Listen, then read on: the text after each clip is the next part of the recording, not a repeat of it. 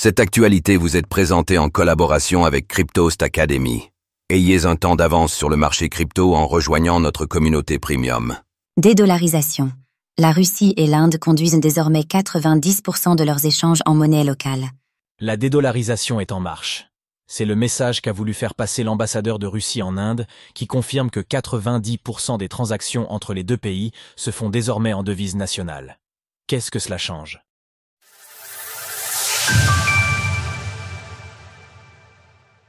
La Russie et l'Inde se débarrassent progressivement du dollar.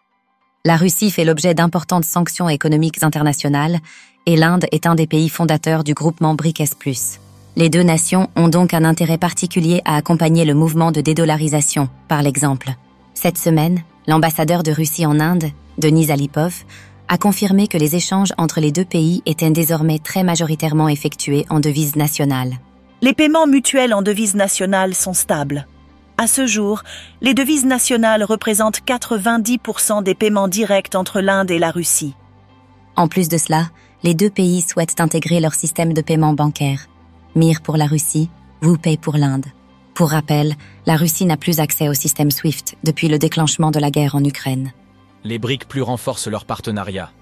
La Russie et l'Inde ont fait progresser leurs échanges bilatéraux, qui ont augmenté de 8,6% de janvier à novembre 2024. Denis Alipov a par ailleurs expliqué que les liens économiques entre les pays du BRICS se renforcent. La Russie est l'un des plus grands partenaires commerciaux de l'Inde. En termes de volume de produits fournis, c'est le second plus grand fournisseur après la Chine. Cette tendance globale inquiète les États-Unis, mais elle ne fait que s'accélérer. On apprenait ainsi la semaine dernière que l'Iran souhaitait doter les BRICS+ d'une monnaie commune. Face à cela, le président Donald Trump a brandi la menace de droits de douane à 100%.